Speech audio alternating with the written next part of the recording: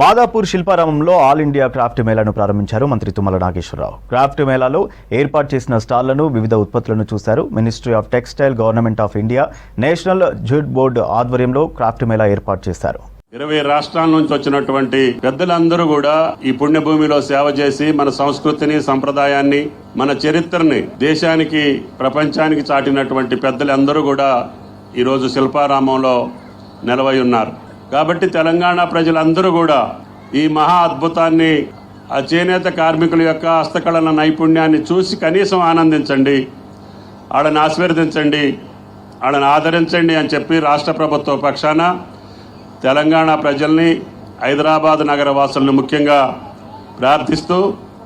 ఈ కార్యక్రమ నిర్వాహకులకి ప్రత్యేకంగా రాష్ట్ర ప్రభుత్వం తరఫున ధన్యవాదాలు తెలియజేస్తూ, కిషన్ రావు గారి యొక్క శ్రమ, కృషి,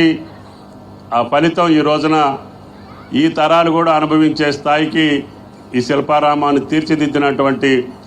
కిషన్ రావు గారికి ప్రభుత్వం తరఫున ప్రత్యేకంగా ధన్యవాదాలు తెలియజేస్తూ, అరుణ్ గారు కష్టపడి ఇన్ని రాష్ట్రాల నుంచి ఇంతమంది ప్రముఖుల్ని తీసుకొచ్చి ఈ రాష్ట్ర ప్రజలకు అందుబాటులో ఉంచి